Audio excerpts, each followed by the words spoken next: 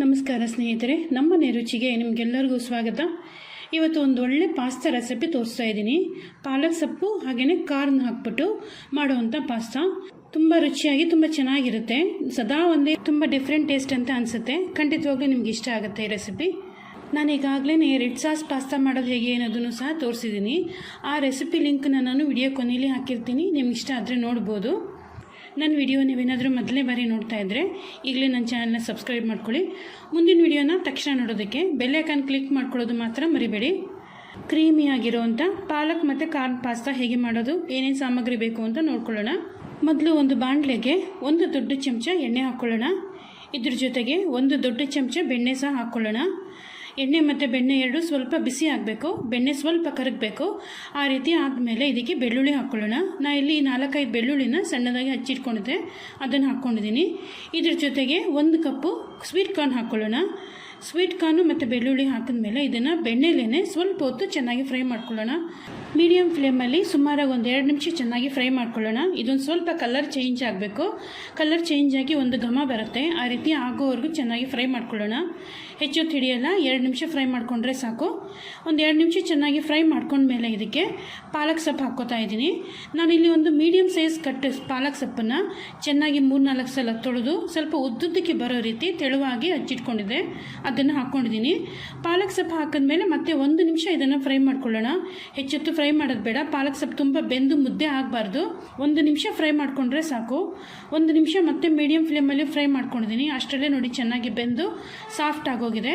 ಈಗ ಇದಕ್ಕೆ ಬೇರೆ ಸಾಮಗ್ರಿಗಳನ್ನು ಹಾಕ್ಕೊಳ್ಳೋಣ. ಮೊದಲನೇದಾಗಿ ಇದಕ್ಕೆ 1 ಚಿಕ್ಕ ಚಮಚ ಚಿಲ್ಲಿ ಫ್ಲೇಕ್ಸ್ ಹಾಕ್ಕೊಳ್ಳೋಣ. 1 ಚಿಕ್ಕ ಚಮಚ ಆರಿಗೆನೋ ಹಾಕ್ಕೊಳ್ಳೋಣ. 1 ಚಿಕ್ಕ ಚಮಚ ಪೆಪ್ಪರ್ ಪೌಡರ್ ಹಾಕ್ಕೊಳ್ಳೋಣ. ವೈಟ್ ಪೆಪ್ಪರ್ ಪೌಡರ್ ಅಥವಾ ಬ್ಲ್ಯಾಕ್ ಪೆಪ್ಪರ್ ಪೌಡರ್ ಯಾವ್ದು ಬೇಕಾದರೂ ಹಾಕ್ಕೋಬೋದು, ತೊಂದರೆ ಇಲ್ಲ. ರುಚಿಗೆ ತಕ್ಕಷ್ಟು ಉಪ್ಪು ಹಾಕ್ಕೊಳ್ಳೋಣ. ನಾವು ಪಾಸ್ತಾ ಬೇಯಿಸುವಾಗಲೂ 1 ಚಮಚ ಉಪ್ಪು ಹಾಕಿರ್ತೀವಿ. ಅದರಿಂದ ನೋಡಿಕೊಂಡು 1 ಚಿಕ್ಕ ಚಮಚ ಅಷ್ಟು ಉಪ್ಪು ಹಾಕ್ಕೊಂಡು ಒಂದೇ ಒಂದು ಸಲ ಇದನ್ನು ಚೆನ್ನಾಗಿ ಕಲಿಸ್ಕೊಳ್ಳೋಣ. ಒಂದು ಸಲ ಕಲಿಸ್ಕೊಂಡ್ಮೇಲೆ ಇದಕ್ಕೆ 2 ದೊಡ್ಡ ಚಮಚ ಮೈದಾ ಹಿಟ್ಟು ಹಾಕ್ಕೊಳ್ಳೋಣ. ಮೈದಾ ಹಿಟ್ಟು ಬಳಸೋದಕ್ಕೆ ಇಷ್ಟ ಇಲ್ಲದೆ ಹೋದರೆ ಮೈದಾ ಹಿಟ್ಟು ಬದಲು ಗೋಧಿ ಹಿಟ್ಟು ಸಹ ಹಾಕ್ಕೋಬೋದು. ಎರಡನ್ನೂ ಒಂದೇ ರೀತಿ ಕೆಲಸ ಮಾಡುತ್ತೆ.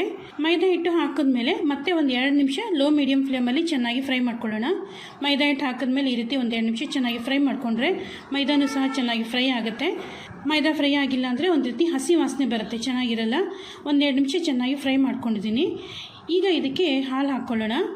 ನಾನು ಇಲ್ಲಿ ಕರೆಕ್ಟಾಗಿ ಅರ್ಧ ಲೀಟ್ರ್ ಹಾಲು ಹಾಕ್ಕೊಂಡಿದ್ದೀನಿ. ಒಂದು ಸಲ ಕಾಸಿ ಆರಿಸಿರೋಂಥ ಹಾಲು ಹಾಕ್ಕೋಬೇಕು, ಹಸಿ ಹಾಲು ಯಾವುದೇ ಕಾರಣಕ್ಕೂ ಹಾಕ್ಕೋಬಾರ್ದು. ಹಾಲು ಹಾಕ್ಕೊಂಡ್ಮೇಲೆ ಒಂದು ಸಲ ಚೆನ್ನಾಗಿ ಕಲಿಸ್ಕೊಳ್ಳೋಣ. ಎಲ್ಲ ಪದಾರ್ಥಗಳು ಚೆನ್ನಾಗಿ ಹೊಂದ್ಕೊಳ್ಳೋ ರೀತಿ ಒಂದು ಸಲ ಚೆನ್ನಾಗಿ ಕಲಿಸ್ಕೊಳ್ಳೋಣ. ಈ ಸಾಸ್ ತಯಾರಿಸೋ ಟೈಮಲ್ಲೇ ನಾನು ಪಾಸ್ತಾನು ಸಹ ಬೇಯಿಸ್ಕೊತಾ ಇದ್ದೀನಿ. ಒಂದು ಪಾತ್ರೆನೆಲ್ಲ ನೀರು ಕಾಸ್ಕೊಂಡು ಅದಕ್ಕೆ ಉಪ್ಪು ಮತ್ತು ಸ್ವಲ್ಪ ಎಣ್ಣೆ ಹಾಕಿ ಪಾಸ್ತಾ ಹಾಕ್ಕೊಂಡು ಚೆನ್ನಾಗಿ ಬೇಯಿಸ್ಕೊತಾ ಇದ್ದೀನಿ. ಸಾಸ್ ತಯಾರಾಗೋದ್ರೊಳಗಡೆ ಪಾಸ್ತಾನು ಸಹ ಚೆನ್ನಾಗಿ ಬೆಂದಿರುತ್ತೆ. ನಾನು ಈ ರೆಸಿಪಿನಲ್ಲಿ ಚೀಸ್ ಬಳಸಿಲ್ಲ. ಇವಿಷ್ಟ ಆದರೆ ಸ್ವಲ್ಪ ಚೀಸ್ ಸಹ ಹಾಕ್ಕೋಬೋದು. ಒಂದು ಅರ್ಧ ಕಪ್ಪು ತುರಿದಿರೋಂಥ ಚೀಸು ಅಥವಾ ಒಂದು 3-4 ಚೀಸ್ ಸ್ಲೈಸು ಅಥವಾ 1-2 ಚೀಸ್ ಕ್ಯೂಬನ್ನ ತುರಿದು ಹಾಕ್ಕೋಬೋದು. ನಿಮ್ಗೆ ಇಷ್ಟ ಆಗಿದ್ದ ಚೀಸ್ನ ಬಳಸ್ಬೋದು. ಈಗ ನೋಡಿ ಹಾಲು ಹಾಕ್ಬಿಟ್ಟು ಚೆನ್ನಾಗಿ ಕಲಿಸ್ಕೊಂಡಿದ್ದೀನಿ. ಈಗ ಇದು ಲೋ ಮೀಡಿಯಮ್ ಫ್ಲೇಮಲ್ಲಿ ಸ್ವಲ್ಪ ಹೊತ್ತು ಕೈ ಬಿಡದೇನೆ ಚೆನ್ನಾಗಿ ಕೆದಕ್ಕೋಬೇಕು. ಕೆದಕ್ತಾ ಇದೆಲ್ಲವನ್ನು ಚೆನ್ನಾಗಿ ಹೊಂದ್ಕೊಂಡು ಸ್ವಲ್ಪ ಗಟ್ಟಿ ಆಗುತ್ತೆ. ಈ ರೀತಿ ಗಟ್ಟಿ ಹದ ಬರಬೇಕು. ಈ ರೀತಿ ಸಾಸಿ ಹಾಕಬೇಕು. ಈ ರೀತಿ ಆಗೋವರೆಗೂ ಚೆನ್ನಾಗಿ ಕೆದಕ್ಬಿಟ್ಟು ಇದಕ್ಕೆ ಬೇಯಿಸಿರುವಂಥ ಪಾಸ್ತಾನು ಸಹ ಹಾಕ್ಕೊಳ್ಳೋಣ. ನಾನಿಲ್ಲಿ ಪೆನ್ನಿ ಪಾಸ್ತಾ ಬಳಸಿದ್ದೀನಿ. ನಿಮ್ಗೆ ಯಾವ ಪಾಸ್ತಾ ಇಷ್ಟ ಆಗುತ್ತೆ ಆ ಪಾಸ್ತಾನ ಬಳಸ್ಬೋದು. ಪಾಸ್ತಾ ಹಾಕ್ಕೊಂಡ್ಮೇಲೆ ಒಂದ್ಸಲ ಚೆನ್ನಾಗಿ ಕಲಿಸ್ಕೊಳ್ಳೋಣ. ಸಾಸ್ ಜೊತೆ ಬೆಂದಿರೋಂಥ ಪಾಸ್ತಾ ಚೆನ್ನಾಗಿ ಹೊಂದ್ಕೊಳ್ಳೋ ರೀತಿ ಚೆನ್ನಾಗಿ ಕಲಿಸ್ಕೊಳ್ಳೋಣ. ಒಂದ್ಸಲ ಚೆನ್ನಾಗಿ ಕಲಿಸ್ಕೊಂಡ್ಮೇಲೆ ಪಾಸ್ತಾ ಬೇಯಿಸಿರೋಂಥ ನೀರನ್ನು ಸ್ವಲ್ಪ ಹಾಕ್ಕೊಂಡು ಮತ್ತೆ ಇನ್ನೊಂದು ಅರ್ಧ ಕಪ್ಪಷ್ಟು ಹಾಲು ಹಾಕ್ಕೊಳ್ಳೋಣ. ಅಗತ್ಯ ಇದ್ದರೆ ಹಾಲು ಹಾಕ್ಕೊಳ್ಳಿ, ಇಲ್ಲ ನಿಮಗೆ ಸರಿಯಾಗಿದೆ ಸಾಸು ಅನ್ನೋಂಗಿದ್ರೆ ಹಾಲು ಹಾಕೋ ಅಗತ್ಯ ಇಲ್ಲ. ಮತ್ತೆ ಹಾಲು ಮತ್ತು ನೀರು ಹಾಕಿದ್ಮೇಲೆ ಒಂದ್ಸಲ ಚೆನ್ನಾಗಿ ಕಲಿಸ್ಕೊಳ್ಳೋಣ. ಒಂದ್ಸಲ ಚೆನ್ನಾಗಿ ಎಲ್ಲವನ್ನು ಕಲಿಸ್ಕೊಂಡು ಮುಚ್ಚಿಟ್ಬಿಟ್ಟು 2 ನಿಮಿಷ ಲೋ ಫ್ಲೇಮಲ್ಲಿ ಬೇಯಿಸ್ಕೊಳ್ಳೋಣ. ಈ ರೀತಿ 2 ನಿಮಿಷ ಮುಚ್ಚಿಟ್ಬಿಟ್ಟು ಬೇಯಿಸ್ಕೊಂಡ್ರೆ ಪಾಸ್ತಾ ಚೆನ್ನಾಗಿ ಸಾಸನ್ನು ಹೀರ್ಕೊಂಡು ಸಾಫ್ಟ್ ಆಗಿರುತ್ತೆ. ಯಾವುದೇ ಕಾರಣಕ್ಕೂ ಪಾಸ್ತಾನ ಓವರ್ ಕುಕ್ ಮಾಡ್ಕೋಬೇಡಿ. ಪಾಸ್ತಾ ಓವರ್ ಕುಕ್ ಆಗೋದ್ರೂ ಸಹ ಟೇಸ್ಟ್ ಕೆಟ್ಟೋಗುತ್ತೆ. ಪಾಸ್ತಾ ಅಂತ ಚೆನ್ನಾಗಿ ಅನಿಸೋದಿಲ್ಲ. ಒಂದು ಸಲ ಮತ್ತೆ ಎಲ್ಲವನ್ನು ಚೆನ್ನಾಗಿ ಕಲಿಸ್ಕೊಂಡಿದ್ದೀನಿ. ಈಗ ಇದಕ್ಕೆ ಅರ್ಧ ಕಪ್ಪಷ್ಟು ಫ್ರೆಶ್ ಕ್ರೀಮ್ ಹಾಕ್ಕೊಳ್ಳೋಣ. Fresh cream totally optional, but ಇದನ್ನು ಹಾಕ್ಕೊಂಡ್ರೆ ಮಾತ್ರ ಟೇಸ್ಟ್ ತುಂಬ ಚೆನ್ನಾಗಿ ಬರುತ್ತೆ. ನಿಮ್ಮಲ್ಲಿ ಫ್ರೆಶ್ ಕ್ರೀಮ್ ಇದ್ದರೆ ಸ್ವಲ್ಪ ಫ್ರೆಶ್ ಕ್ರೀಮ್ನ ಹಾಕ್ಕೊಳ್ಳಿ. ಫ್ರೆಶ್ ಕ್ರೀಮ್ ಹಾಕಿದ್ಮೇಲೆ ಕೊನೆಯದಾಗಿ ಮತ್ತೆ ಇನ್ನೊಂದು ಸಲ ಚೆನ್ನಾಗಿ ಕಲಿಸ್ಕೊಳ್ಳೋಣ. ಫ್ರೆಶ್ ಕ್ರೀಮ್ ಹಾಕಿದ್ಮೇಲೆ ಮತ್ತೆ ಜಾಸ್ತಿ ಹೊತ್ತಿದ್ದನ್ನು ಬೇಯಿಸೋಕ್ಕೆ ಹೋಗಬಾರ್ದು. ಕೊನೆಯಲ್ಲಿ ಒಂದೇ ಒಂದು ನಿಮಿಷ ಚೆನ್ನಾಗಿ ಕಲಿಸ್ಕೊಂಡು ಬಿಸಿಯಾಗಿದ್ದನ್ನು ಸರ್ವ್ ಮಾಡ್ಬೋದು.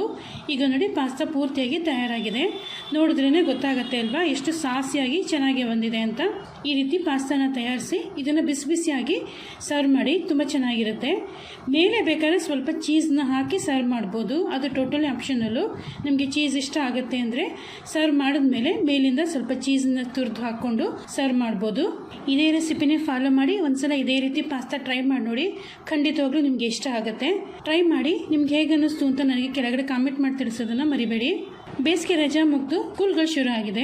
ಸ್ಕೂಲ್ ಲಂಚ್ ಬಾಕ್ಸ್ಗೂ ಸಹ ಇದನ್ನು ಮಾಡಿ ಹಾಕ್ಕೊಡ್ಬೋದು, ಖಂಡಿತವಾಗ್ಲೂ ಮಕ್ಕಳು ಇಷ್ಟಪಡ್ತಾರೆ. ಅಥವಾ ಸ್ಕೂಲ್ ಮುಗಿದ ಮೇಲೆ ಸಾಯಂಕಾಲದತ್ತು ಏನಾದ್ರು ಸ್ನ್ಯಾಕ್ಸ್ ಕೇಳ್ತಾರಲ್ವ, ಆ ಟೈಮಲ್ಲೂ ಸಹ ಈ ರೀತಿ ಪಾಸ್ತಾನ ಮಾಡಿಕೊಡ್ಬೋದು. ನಾನು ಈಗಾಗಲೇ ರೆಡ್ ಸಾಸ್ ಪಾಸ್ತಾ ಮಾಡೋ ರೆಸಿಪಿನ ಶೇರ್ ಮಾಡಿದ್ದೀನಿ. ಆ ರೆಸಿಪಿ ಲಿಂಕ್ನ ನಾನು ವಿಡಿಯೋ ಕೊನೆಯಲ್ಲಿ ಹಾಕಿರ್ತೀನಿ, ನೀವು ಇಷ್ಟ ಆದರೆ ನೋಡ್ಬೋದು. ನೂಡಲ್ಸು, ಮಂಚೂರಿಯನ್ನು ಇಂಥ ರೆಸಿಪಿಗಳನ್ನು ಸಹ ಶೇರ್ ಮಾಡಿದ್ದೀನಿ. ಆ ರೆಸಿಪಿಗಳ ಪ್ಲೇ ಲಿಸ್ಟು ವಿಡಿಯೋ ಕೊನೆಯಲ್ಲಿ ಹಾಕಿರ್ತೀನಿ. ನಿಮ್ಗೆ ಇಷ್ಟವಾದದ್ದನ್ನು ನೋಡಿ ಟ್ರೈ ಮಾಡಿ ಹೇಗೆ ಅನ್ನಿಸ್ತು ಅಂತ ನನಗೆ ಹೇಳೋದನ್ನು ಮಾತ್ರ ಮರಿಬೇಡಿ. ನನ್ನ ವಿಡಿಯೋ ಇಷ್ಟ ಆಗಿದ್ದರೆ, ರೆಸಿಪಿ ಚೆನ್ನಾಗಿ ಅನಿಸಿದ್ರೆ ವಿಡಿಯೋನ ಲೈಕ್ ಮಾಡಿ, ನಿಮ್ಮ ಫ್ರೆಂಡ್ಸ್ಗೆ, ರಿಲೇಟಿವ್ಸ್ಗೆ ನನ್ನ ವಿಡಿಯೋನ ಶೇರ್ ಮಾಡಿ. ನನ್ನ ಚಾನಲ್ಗೆ ನೀವು ಸಬ್ಸ್ಕ್ರೈಬ್ ಮಾಡ್ಕೊಂಡಿಲ್ಲ ಅಂದರೆ ಈಗಲೇ ಸಬ್ಸ್ಕ್ರೈಬ್ ಮಾಡ್ಕೊಳ್ಳಿ. ಮುಂದಿನ ವಿಡಿಯೋದಲ್ಲಿ ಭೇಟಿಯಾಗೋಣ. ನಮಸ್ಕಾರ.